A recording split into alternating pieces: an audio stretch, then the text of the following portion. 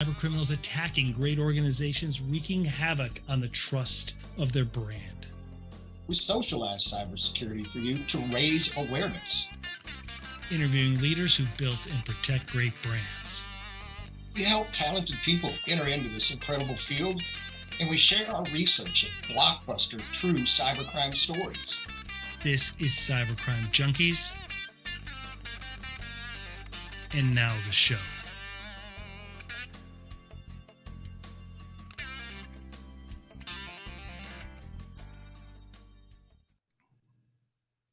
All right. Well, welcome everybody to Cybercrime Junkies. I am your host, David Morrow, and today we're going to talk about how social media can be a national security risk.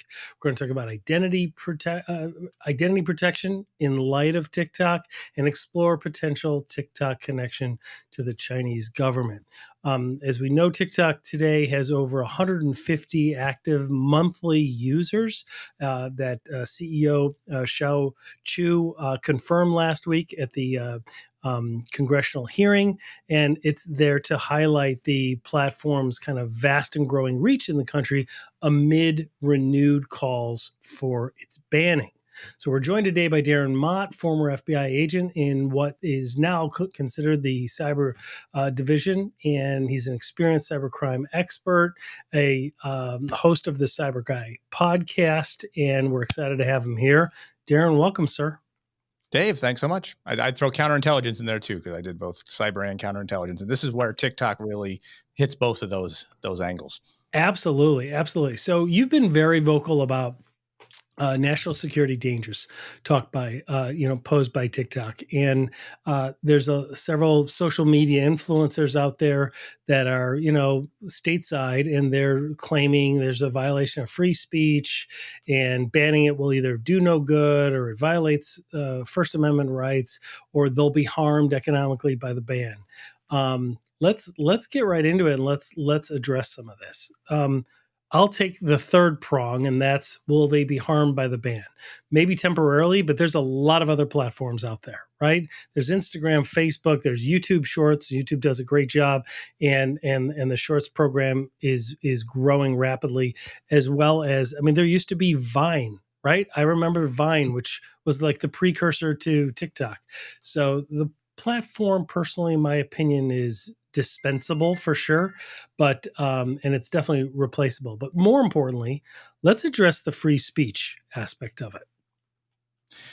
Right. Well, I don't know what the free speech issue is really. Sir, so you're going to get rid of TikTok. Okay, let's say that we ban TikTok and it's eliminated from everybody's devices. Are you telling me that there will not be another application, that capitalism will rise up and fill that void and allow people to get in front of their cameras and pitch their bakeries and talk about their art and do their dance? Something will fill that void. Like you even said, Instagram Reels. Sure, it's owned by Facebook. You can say, well, I don't want to give my stuff to Facebook. Well, there is a huge, I think here's the biggest problem. There's a huge difference between a US-based company and a China-based company. And hopefully I think that is the difference. And people make light of that, don't they? They say, yeah, but China, like it's a joke, right? But when you think about it, do they not understand international relations? Do they not understand the trade war and espionage and things that are really happening in real life? Like that's the issue that I think a lot of people are just kind of glossing over and saying, oh, these people are just too uptight. They're upset that they're posting dance videos. No, that's not what's going on at all. Like there's nothing wrong with posting everything that is on TikTok, but post it on YouTube Shorts or Instagram Reels or whatever, right? And most people that post on TikTok are also doing that anyway. Like a lot of people will upload to multiple different platforms simultaneously. Go ahead. You call yourself like the town crier, which I always find entertaining about this. But what is your position on TikTok, and why do you feel that way? You've got decades of experience in this, so share that with us. Right. This isn't really just TikTok. This is China. Let's put those two things are in the same bucket, regardless of what anyone wants to say. They are the same thing. And in 1999, two Chinese generals wrote a book called Unrestricted Warfare. You can go download it and read it today if you want. And it will list out that China has a plan to become the hegemonic leader in the world. And they will do it by means that don't have to do with shooting guns and flying airplanes and dropping bombs. They're If looking to use political and social influence mechanisms to kind of, I mean, honestly, take over the world. And, you know, in 2003, Time Magazine wrote an article called Titan Reign, had to do with Chinese state-sponsored actors hacking into companies and stealing source code, intellectual property, all that stuff. It's all part of what they're trying to do. And, you know, this is just another extension of that. And those people who refuse to think that this is not an extension of that methodology are, you know, I can't convince them otherwise, but they've got their head in the sand and they need to get it out. China is not our friends. Now, we'd like them to be, sure. We'd like to be friendly with everybody. Let's be honest, but that's right, just not the way of the world. exactly, because everybody wants to rule the world, right? And Yeah. and because of those motivations and those desires, we can't be who we are and have them do what they want, right? I mean, there's just inherent conflict. Let Um, me make a point to that real quick. So, yeah. this is a similar point that they make with the Israelis and the Palestinians. Let's Mhm. say China got rid of all their guns, all their missiles, all of their bad activity. Would we go in and take over China, or would we just let China be China? We would let China be China, I would like to think. Yes. But if we got rid of all of our stuff, is China going to let the U.S. be the U.S., or is China going to come in and say, okay, we can now take this over? They've already started to do that, again, not through warfare, but by buying up, media companies and influencing people through TikTok and things like that. This is just a And small international piece. trade, right? Like Right, absolutely. violating copyright infringement, the Mhm. knockoff products. I mean, it's an inherent, multi-trillion-dollar issue that the U.S. faces, Sure. and not just the U.S., the UK as well as Canada. Right. I mean, All of mass production companies are facing this. right. And we're not So their own, obviously, we're not their only target, but we do have technology that rivals their own, which is why we're having this discussion with, well, it's not as bad as, it's just the same as Facebook and all this other stuff. And it is not the same. I that's mean, exactly right. if China misuses your data, and we could get into a whole thing on how they're using it to collate it with other data breaches like Equifax and Right. the OPM, Office of Personnel Management, and Blue Cross Blue Shield and Marriott. All of those are attributed to Chinese actors stealing that information. Why do they care who's staying at the Marriott? Well, I think we've even had this conversation before in previous Yeah. streams where they can collate It's that information today and say, John works for Raytheon, and I can go target him and get him to spy for me. So this is part of exactly. that. Mhm. That's exactly right, because it's not just about that individual data breach, right? When we look at some of the past data breaches, you and I've had that conversation before, and it's listed in a prior episode of ours, and that is, was it the Anthem breach, or which one was Anthem, it? yes. Anthem, Anthem, yeah. right? Anthem breach was not about the data. It was about being able to take those data points and correlate them so that they can identify who was working for the US Secret Service and who was working for the US government, right? Mhm. And why is that? Right? So they can target these people, offer them, identify who they are, and then get to them to get them to spy. Um, Mhm. you know, Absolutely.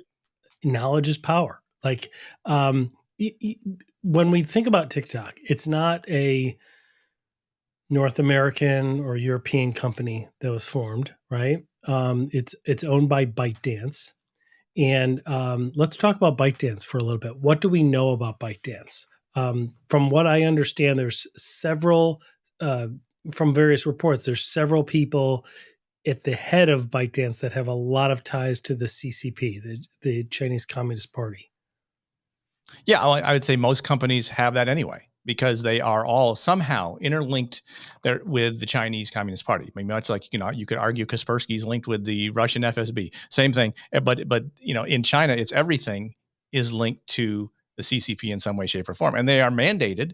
And I will give the CEO of TikTok credit for this because he did answer this in the affirmative that TikTok and ByteDance have to follow the 2017 Chinese National Intelligence Data Collection Law that says Right. if they ask you for data, you have to give it to them. He said, yeah, we fall under that law. So, you can say, look, the US can request data from your personal data from Facebook as well. Sure, they can, but they have to go through a court process to do it. And you can argue the Exactly. NSA stealing all that, whatever. That's a different conversation. But if the US misuses your personal data, the U.S. government, you have legal, or Facebook or whoever, you have legal redress to There are deal with checks it. and balances. There's an entire Right. legal system here to address Right. that, right? You're not, You right. have You're not suing anybody in China. Yep. You have attorneys, you have organizations, you have civil rights groups, you have all of these organizations. You can't do that with China, right? So if they do that, what is your recourse? There's none, Mm-hmm. right? And there is a proclamation by them that they're mandated by law to comply with the CCP, but there's a proclamation by the CCP that dates back more than 20 years that says our aim is to take over control. And so people forget about that, or they just don't know about it, right? Mm-hmm. And that's why I think these conversations are really, really important to have. Let's talk about the congressional hearing a bit. What's your initial take on the hearing overall? Well, okay. So, and this is, you probably say this for all congressional hearings. And I didn't watch every minute of him talking. I was at work, but I had it on while I was doing some other stuff. So I listened to a whole lot of it. The problem is it's the format in which Congress does these things. Yeah, that It is, 5-minute format is really lousy, isn't yeah, it? it's Because you 4 can't minutes of, get very deep. As soon as no. you make your point and then you Mhm. start to go, then you have to yield and somebody else gets to take over. Right. And let's be honest, this is going to be an unpopular opinion to say on LinkedIn, but we do not send our best and brightest to Washington. Let's just start there. So they are not really necessarily skilled to be able to dig deep into the questions that need to be asked for what it does. Now, well, some of them did have some good questions, but like you said, in 5 minutes, they spent 3.5 minutes pontificating on why TikTok was bad. Now, the problem is after the first 4 people said it, you could probably just say, I agree with my esteemed colleague, and we're going to go with that. But here's my question. But they all had to say the same thing over again. Should be, you're harming our kids and you should be changed and you don't need blah, blah, that kind of stuff. But I don't think they got to, I think they got a few zingers in, but I will say thumbs up to ByteDance because he is a very charismatic person. Oh, yeah. Or Xiao Chen, whatever his name is. Yeah. And Harvard educated, speaks well. But he was not very well prepared either because he let some zingers go. The one part about them spying, he goes, I don't think spying is the right word. Right. Okay. Well, what's the right word for you then? We just do surveillance. We do unauthorized surveillance. Is that a better word for you? Right. I mean, so they got a few things came out that I think were interesting. Not enough to sway anybody's minds. Clearly, if you had a set up idea of what TikTok was, it wasn't being changed through that particular series of discussions. And nor do I think the media is poised to respond to report to it accurately or follow up with it. Yeah. I mean, and if he lied, what are they going to do? Let's say he did lie. Let's say he lied to every question. He said everything they wanted to hear. I mean, I heard Project Texas enough time. It's a good thing there wasn't a drinking game going on because if you had to drink every time he said Project Texas, you'd have been drunk by the first hour and passed out. But I think it was an exercise that had to be had. It created a day's worth of conversation, but are we talking about it today? I mean, you and I are. Anybody else talking about it today? Really, it's kind of. They're moving on until probably the next steps toward a potential ban, right? I mean, that's the whole key is what will actually come of it. And for those that may not recall, there was an initiative to ban TikTok under the Trump administration, and a lot of the restrictions that were put in place were not released under the new administration, and now the new administration has clearly has the same agenda, which is kind of interesting to see because it doesn't seem to be partisan at all. No, sure. And I will say that was the one thing about that particular hearing is they were all pretty unanimous on where they came down on it. No one said, "Hey, we support your right to operate and we don't have any fear for what you're doing." They all had issues. So good on them. I mean, there were some Congress folks that came out afterwards that weren't in that hearing that said stupid stuff, but I mean, I mean, and the way that I look at it is what if roles were reversed? Like what if the US had created this app that was able to, without your knowledge, right, in China, capture all of this data and we could see it and the US government can see it and all of this? Would China ban it? Of course they would. They would never allow it in the first place, right? Absolutely. And what if a US company created a app that did all of these things and had the potential for censorship, and that had two versions of it, right? There's the clean educational STEM oriented version, and then for the masses they have the soft porn dance video dangerous challenge version, right? Right. There's so many red flags that it's quite it's quite obvious, right? To me, anyway, that if the roles were reversed, there's no way that we would tolerate it if it were an American company. There's no way that we would tolerate it, that China would tolerate it over there.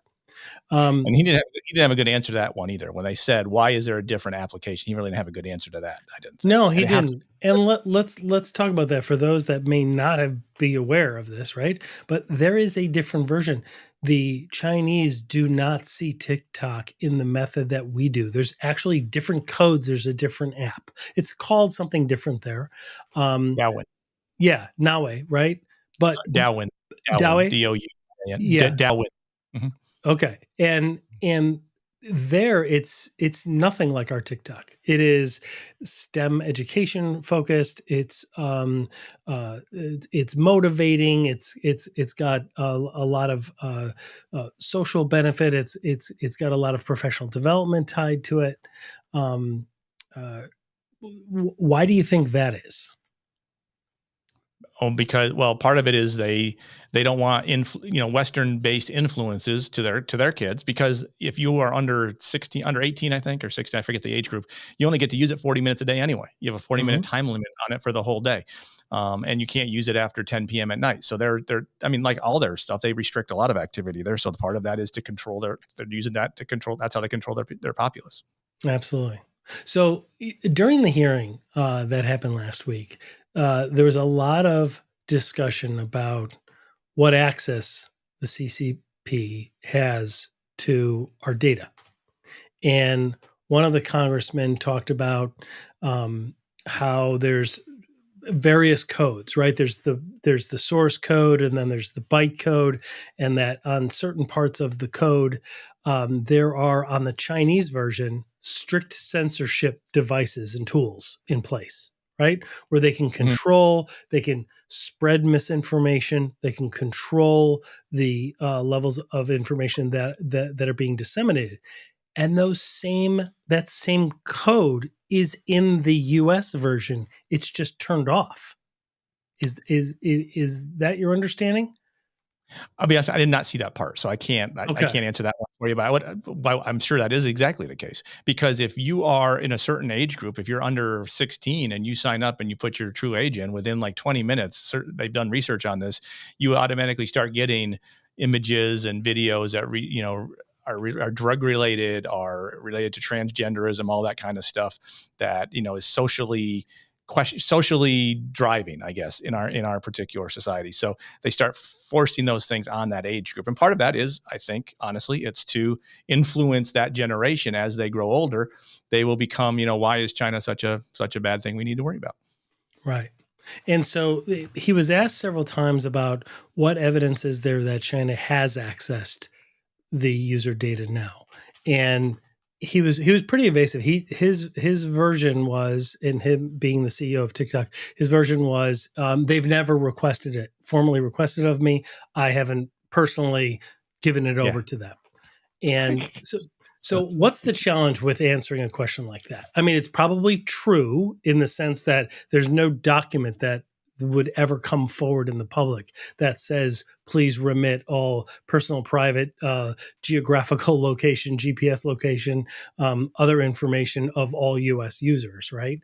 Of course, there's not going to be that. But whether their access happens or not, that's not something we would ever even know, Right. Well, right? let's think about how he answered it. I have not been asked that. Right. I have not been asked that. He didn't say we have not been asked that. He said I have not been asked that. That's a lawyer answer right there. So Yeah. certainly, I would wager my salary that they have sought for, gotten, and are using information from those TikTok servers for whatever reason they want. I guarantee you I guarantee they have gotten data from ByteDance, because maybe they didn't ask TikTok. They went to ByteDance, say, hey, ByteDance, give us your TikTok data. And they're required by law, by Chinese law, by the 2017 Chinese law to hand it to them. Mm-hmm. Right. So, so interesting. So let's look at one of the highlights of the before you get there, Dave, so Alexandra posted a question. I have your chat open. It says, "Oh yeah, absolutely." So first we have Scott Augenbaum, former FBI agent, who said, "Come on." He doesn't like my answer. He doesn't like my answer to I'm sure us not sending the best and brightest to government. But anyway. Okay, fair enough. Okay. And then Alexandria said, I mean, if you think about it, aren't some of our U.S. American businesses in China too, right? Where are those servers located? And that was something that was addressed in the hearing. So let's get to that. And could the location of those servers allow potential for the CCP to access their data that communicates between the U.S. and China? Yes, I'd say yes. They do. Yeah. Facebook is required. If China says we want data from your servers that is here in China, that you have to give it to us. Now, I think they can get around it where if the server is not based in China, I'm sure there's a way around. I'm sure Facebook has to have thought about how do we isolate some of this data. So maybe they don't give US based information. So I don't know the exact answer to that, but they are still beholding to that particular requirement. If you are doing business in China, you have to give them data if they ask for it. So what about their claim, TikTok's claim that we will move Project Texas? Let's talk about Project Texas. We will move the servers for TikTok to Texas, right? To the US. It'll be managed by Oracle or several other third-party monitoring companies, all based in the US. How will that alleviate the concerns?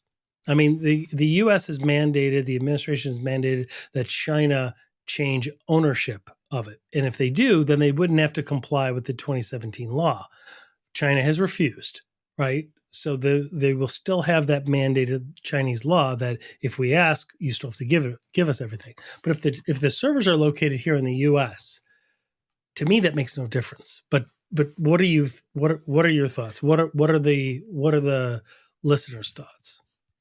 Well, it's going to be, for me, it's going to depend on what the requirements that are in the CFIUS document say. So CFIUS is the Committee for Foreign Investment of you in the U.S. or something like that. So if you want to purchase a U.S.-based company and you're a foreign company, you have to go through the CFIUS process that gets a bunch of federal agencies involved, and there has to be an approval by DOJ and all that kind of stuff.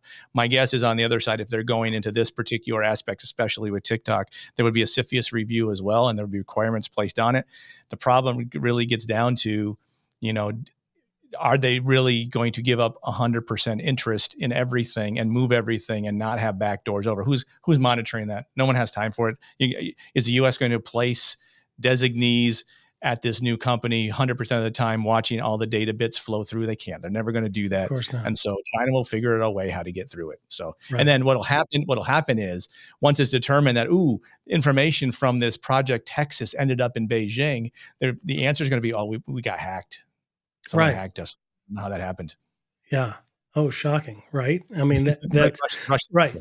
Or they have the code written the way that it's written too, with the censorship devices and with other aspects of it. So, all of those back doors would still be implemented even if the server sat on U.S. soil. Right. I mean, right. And I'll be honest with you, I'm not as concerned with that part of the code, the restriction stuff, because honestly, that's a parental requirement. If the parents aren't paying attention to what the kids are doing, that's on the parents. That's not on any country necessarily. Not to say that, China's obviously making it easier for that to happen. So I just, they've got some responsibility there, but at the end of the day, there's still a parental responsibility. Even if everything goes to Facebook or Instagram or YouTube Shorts, some of these same issues are going to arise there. But parents have to be involved, but that's a different stream altogether. What about the claims that they would be able to manage the user privacy and that they would be able to handle and protect the US users? I mean, TikTok made a whole point of that, and the Oracle representatives were there, as legal counsel was there. what's your take on that? Like that they'll be able to manage the user privacy. I mean, are they making a claim like they wouldn't be breached, that they're going to be able to manage their own content well, because they don't seem to be doing that good of a job so far. I was Right. I don't curious. know. Again, I don't know how they manage it. Are you going to how often are you going to audit that for compliance? Right. I mean, compliance audits are hard to do in general cybersecurity terms, and able to prevent how a company may or may not be sending user data to a foreign adversary.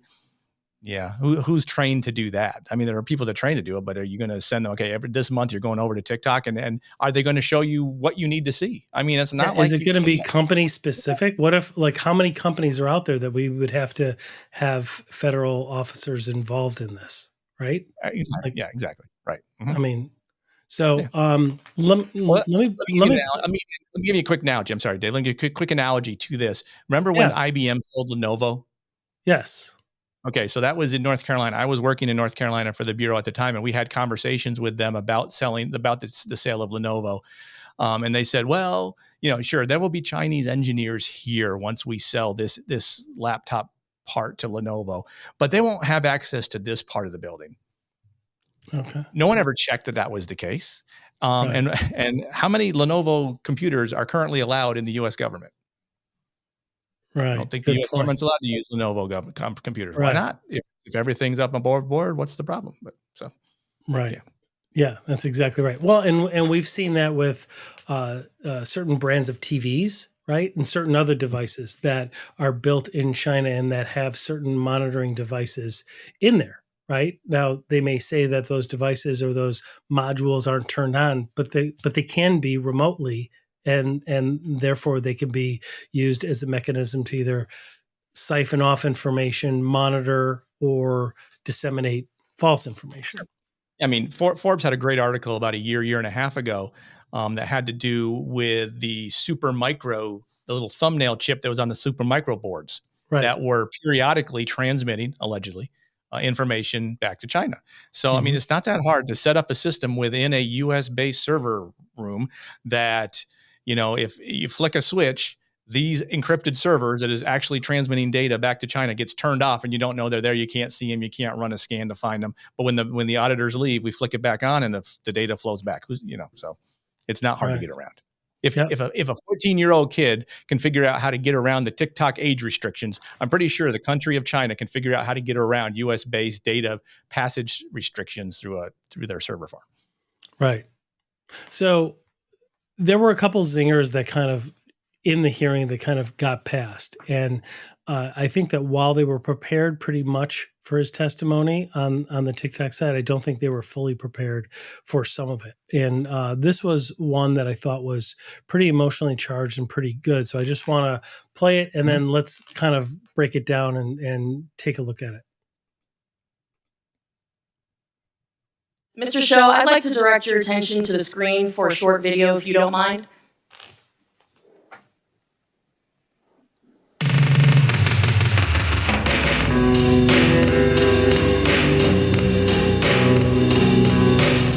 Mr. Show, that video was posted 41 days ago. As you can see, it is captioned me as F. At the House Energy and Commerce Committee on March 23rd of this year. This video was posted before... Mr. Show, that video was posted 41 days ago. As you can see, it is let me turn it captioned off, me as F. because I was having some feedback. Were you having some feedback on that? On March 23rd of this year. Yeah, I am. I'm not sure why that. Yeah, I'm not sure why. Let me do some. Was it coming through yours? Yeah, I don't know. A lot of. Let me turn it off, because I was having some feedback. Were you having some feedback? Live broadcasts. Yeah, I am. I'm not sure why that. Yeah, I'm not sure why. Let me do some. Now I'm getting. Oh, I know why. That's my fault. That was my fault, because I was bringing up LinkedIn as you're doing. I was bringing up LinkedIn to see how many people watching. I had a feeling. Yeah. Okay. Sorry. All right. Let me go back, because it was really, really poignant. So this was publicly noticed. I think that's a very interesting point. Mr. Show, I'd like to direct your attention. I'm still hearing it twice, so hang on. To the screen for a short video, if you don't mind.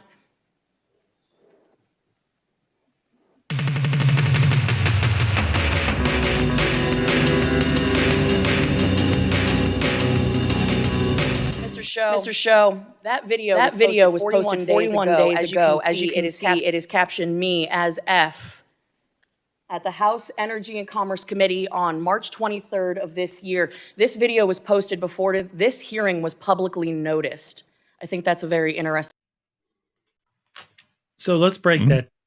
So when we talk about posts on TikTok, right, and whether they are dance videos or whether they are socially, like your bakery that's opening up, whatever, but this is clearly naming somebody at that hearing, and it's a clear threat, right, to people at the hearing, and it was up there for 41 days, and they didn't take it down, and it named the chairperson of the hearing itself. I mean, that was pretty powerful cross-exam, in my opinion. Like yeah, I saw that one live. That was great. Yeah, I saw her do that. Because, and, because and she did say it well. Like when I think about some of the elected officials that were trying to cross-examine, they weren't doing a very dynamic job. It didn't seem very effective, right? Some of it is the structure of the 5 minutes, and some of it was just maybe their personal delivery. But when I saw this, I was like, that's a really good point, isn't it? Like, this is exactly about this hearing, about the chairperson of this hearing, and for 41 days it was public, and they didn't even know it, because if they knew it, they would have taken it down, and they didn't even take it down. Like, what does that say about their filtering and their monitoring of content? I mean, it's really challenging, isn't it? Right. My guess is if it had been a similar type of video regarding the People's Liberation Army and how they were bad, exactly right. Is right. Because it doesn't. Right. That particular thing doesn't negatively impact China's needs or desires or goals. But so why take it down? Now, ironically, after they showed it, they did take it down. Right. So someone was watching the hearing and said, "Oh, we should probably get rid of that one." Well, now, yeah, did they go back found it, right? They manually went and found it. Right. Yeah. So I thought that was interesting. The other one, because we're maybe having some issues when we go and we replay these, there was the one congressman that talked about the Citizens Lab report. So are you aware of what that report was about? Was that the one about the journalists? Yeah. Mm-hmm. The Citizens Lab report took a look at TikTok, and TikTok cited the Citizens Lab report. Basically, they brought it to the committee's attention, basically to say that we've been exonerated, right? Like there's nothing about our code or our platform that actually shows that. And the head of Citizens Lab actually came out and said, that's not what our report says at all. Right? They restricted access to Citizens Lab so that they couldn't complete the entire assessment. Secondly, what they did find is the code, right? What they did find is the code has the censorship components in it, like we talked about earlier, but that they're just not turned on, the US version, right? And in China, they actually have them turned on. So having that capacity, I think, is evidence of the potential for a national security risk, clearly. But here's my question. What is the risk? Like, what is it that China could do if they turned on some of these censorship devices on the US version of TikTok? Like, if things don't change, what could China do? Like, I don't think anybody, I don't see any discussion of that in the media. Like, I don't see people really talking about it. I see people reacting, claiming free speech and that things shouldn't get banned, because generally, like, I don't think anybody's in favor of banning things, right? Like, just for the sake of banning them. Nobody's trying to ban Facebook or YouTube or anything like that, right? And nobody's saying you can't post about your bakery or about dance videos. We're just saying don't leverage a application developed and owned by a group that's owned by affiliates of the CCP to do that, right? Use a different platform. What is the risk? Meaning, isn't there real risk here? because like Sure. China has made no qualms about it that they are going after Taiwan, right? Mhm. Like, and so there's a whole element of what could be spread, misinformation could be shared in the US over that. Isn't that a national security risk right there? Well, I'll give you a host of other issues. So let's say we say, okay, anybody can use TikTok anywhere they want to. So let's say servicemen, our young Mhm. 18-year-old, 19-year-old. Okay, so servicemen have it on their phone. They're deployed to an active theater of war, and they have their phones with them. There are trackers that TikTok places on those devices, along with the app, that you can track location. So now we know where the Right. troop. We can do troop. They can do troop movement checks. Let's say that Let me stop Congress you people there. had. Does Yeah, YouTube have that? No. Does Instagram have that? No. Right? right. Does Facebook have that? No. So like the Chinese government can't, like our adversary in international relations can't leverage that data Mhm. to have a military advantage. But with this app it does.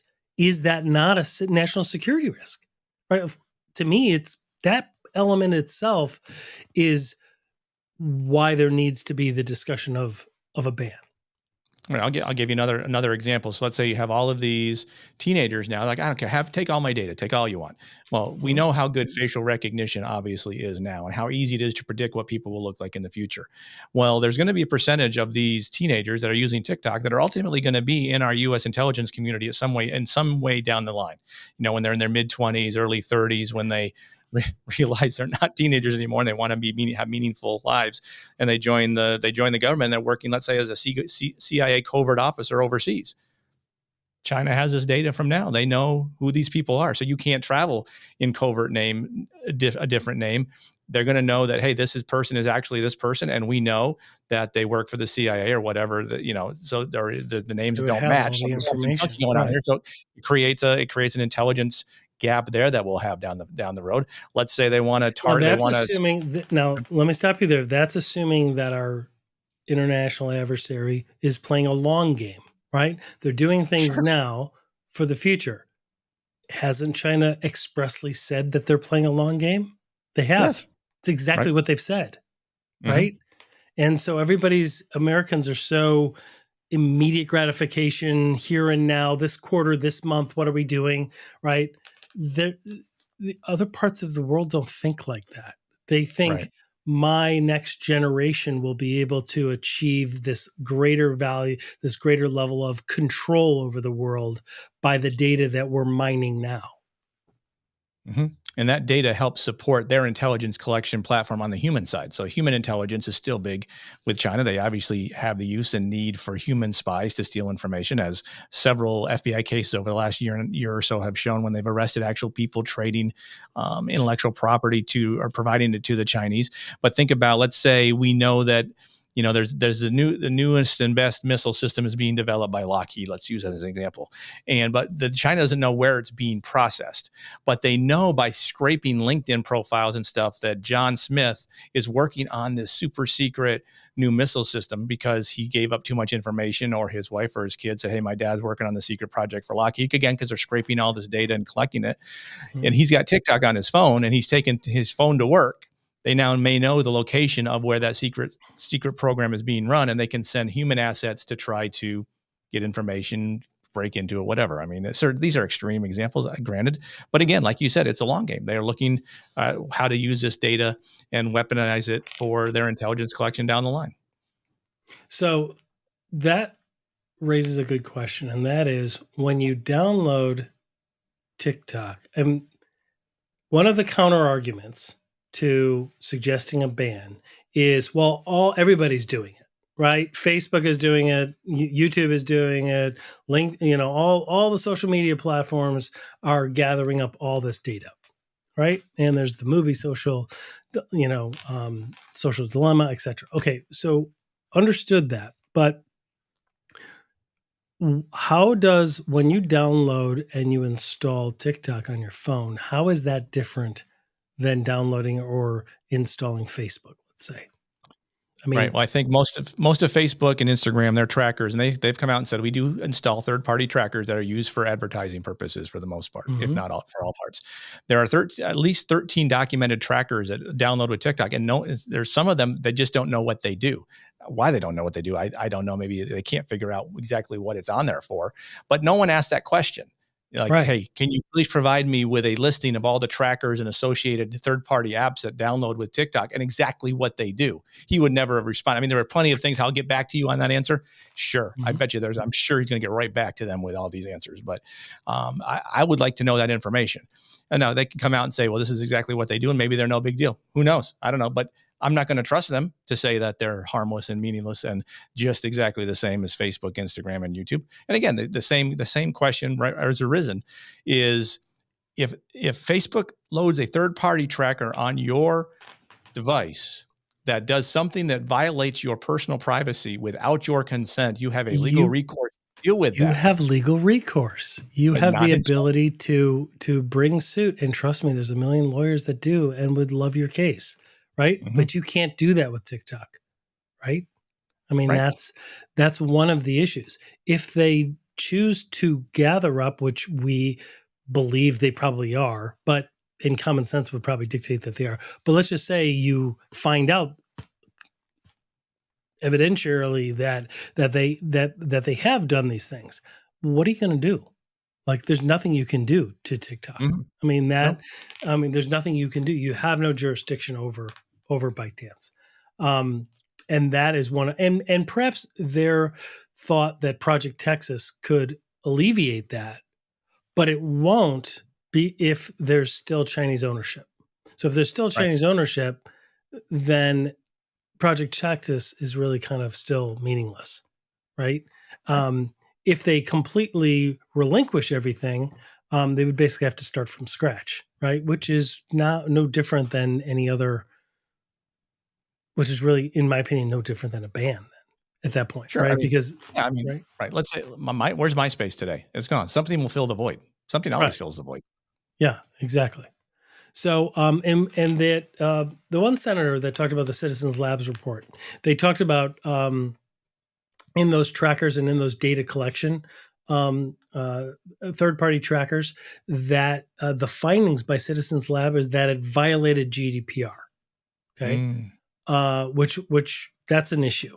Okay, yeah. um, and that gets to the point of at what point do you think the U.S. needs something like GDPR? I mean, it's a Yeah. different We're issue than probably. it's a different Mm, separate issue. It's a whole separate episode and discussion, but that's really what we're getting to, isn't it? Like where we need protections we don't have, and I think one of the frustrations with people that watched that hearing was these are people that are bashing one CEO when there's several other bad social media companies that still track as well, albeit differently, but they're really deflecting from the issue of we don't have a good privacy law in place yet. right. And I think, do we need as restrictive as GDPR? Probably not, but we need something that at least shows we're serious about it and taking some actions to Right. try to go down whatever that road is. Now, whether you can get enough, get bipartisan support for that, I don't see why you couldn't. But I guess it depends on who brings the legislation up. If it's the wrong legislator who supports who signs on to it, then all these other ones won't sign on to it because that person signed on to it. And that's where our legal quagmire or legislative quagmire is. But certainly we need some kind of privacy protection act. Now there are some. There's the CCPA, the Child Protection Act, and Yep. things like that you could expand off of from a individual privacy perspective case. But you make an interesting point. If it violates GDPR, how come there's been no fine? I haven't seen a fine for TikTok for violation of GDPR. Right. I mean, I think it was being brought up based on the movement over in the UK to ban TikTok. So I think Okay. as we monitor that movement, what about other countries? There've been other countries that have banned TikTok, aren't there? Mhm. Isn't India most famously. yeah? I was going to say India is like 1 billion people there. Like, isn't that a pretty significant ban? Um, Yeah. you How they know, getting their dance videos out? right? Like, what are they doing? Like, Right. there's I'm sure Bollywood was up in arms when this happened, but they still found a platform to have it resonate. I mean, we see a lot of it Exactly. on YouTube and Facebook and Instagram, etc. Right? So Mhm. it's not like it's not replaceable. So I don't understand how it's a free speech argument. Right. No, exactly. You are correct. Um, would you give us this though? Like, would you acknowledge that the drastic method of banning anything it needs to be taken seriously because we don't want to go down a slippery slope where Congress now believes that they are the moral police of society, even though they already are. And there's 1,000 examples of how they do that. But it is something that needs a lot of research and negotiation before an absolute ban. Right. What do you think? Yes, but I don't think I'm not sure if they'll get to an absolute ban. If they do, it'd be interesting to see. But again, once you create that precedent, what stops them It from saying, stops "Well, we're them going to from ban this banning now"? something else, Right. right? Yeah.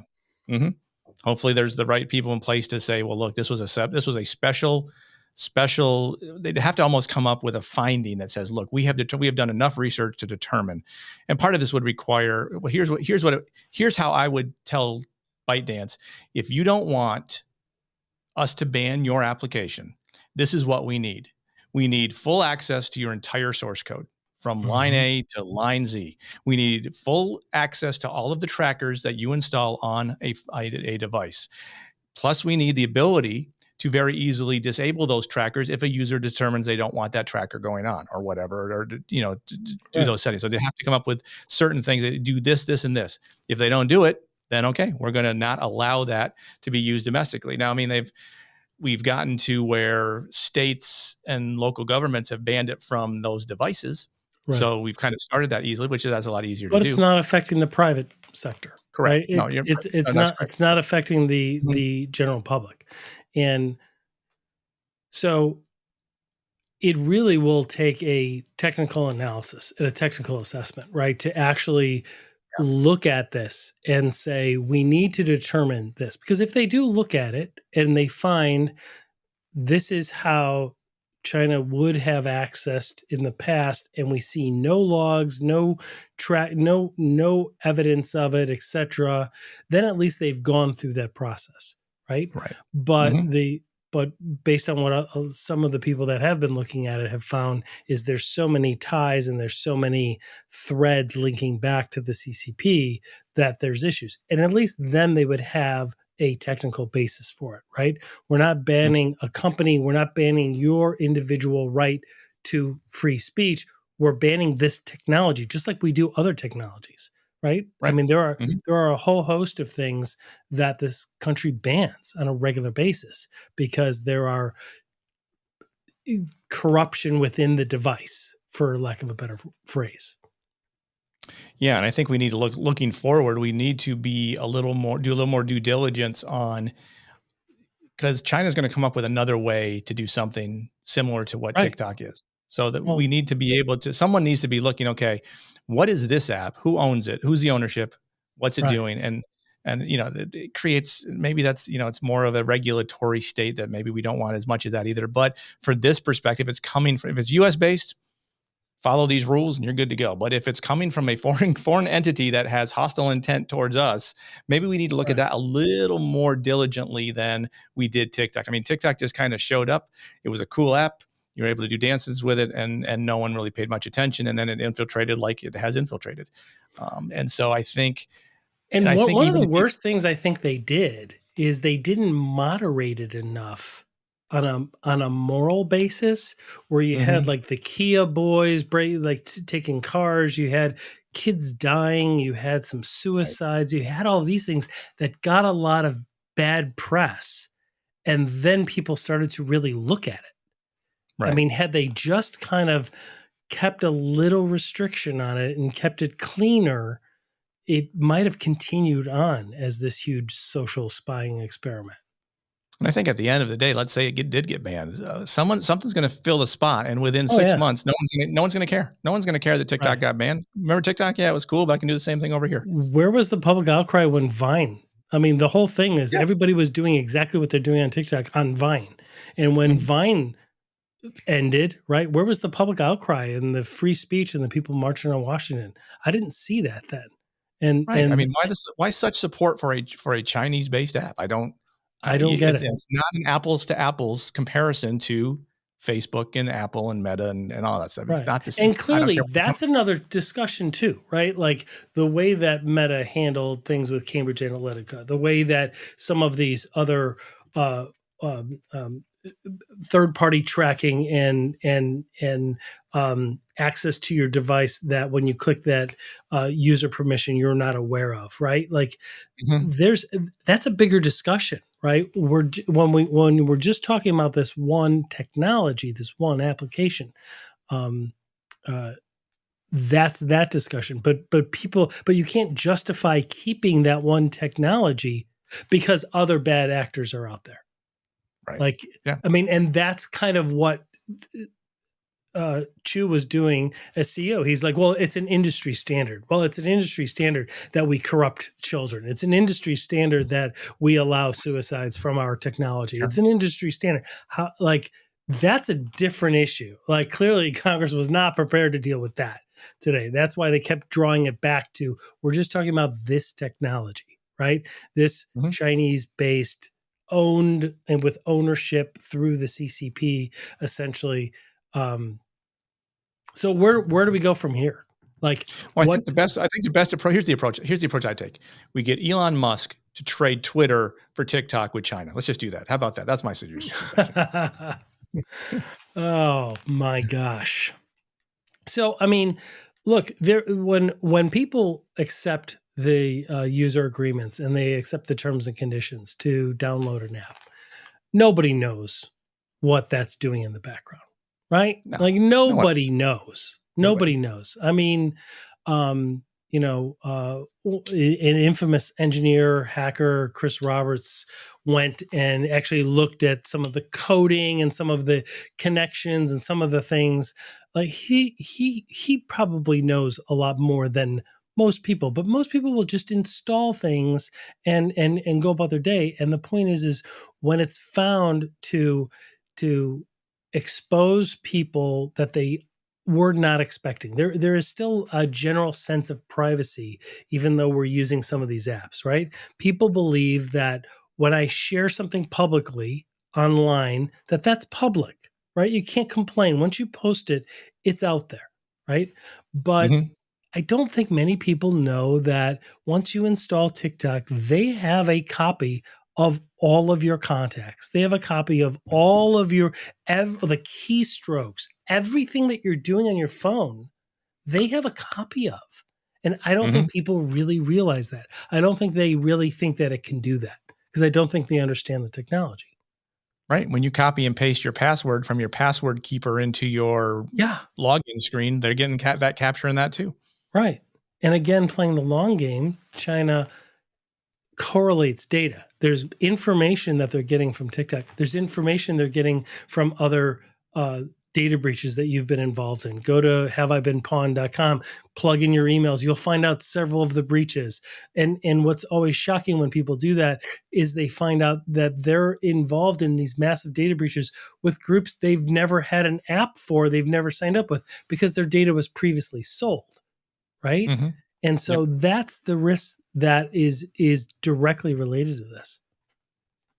Well, good Absolutely. conversation. Thank you so much for joining us today. Thank you for having me. It's always fun. I've almost run out of TikTok things to say. I think I've said about everything I can to everybody who wants to listen, but I'll continue to be that town crier I'm sure there'll because be some things that pop up, right? I'm sure there's going to be some follow up to this, Mhm. and the new national security cybersecurity strategy that the administration issued. I saw today that they plan on implementing that by June, which will be interesting to see what that means, right? And what all is going to be coming of that. So you and and then I there will was the have a lot more executive to. Yeah, you there and was I the will have a executive order. Yeah, the executive order yesterday about spyware on right. government computers came out yesterday. Yeah. So there will be a lot of things for you and I to always banter about. So Sure. thank you so Awesome. much for joining, and thanks everybody for chiming in and watching and listening as well. So we will catch you on the next episode, and thank you so much, everybody. Appreciate Thanks, it. Abe. Hey, well, that's a wrap. Thank you for listening. Our next episode starts right now. Please be sure to subscribe to our YouTube channel. It's free. And download the podcast episodes available everywhere you get podcasts. To support our show and get exclusive pre-release episodes and bonus content, please subscribe to Cybercrime Junkies Prime. Link in the description and show notes. And thanks for being a cybercrime junkie.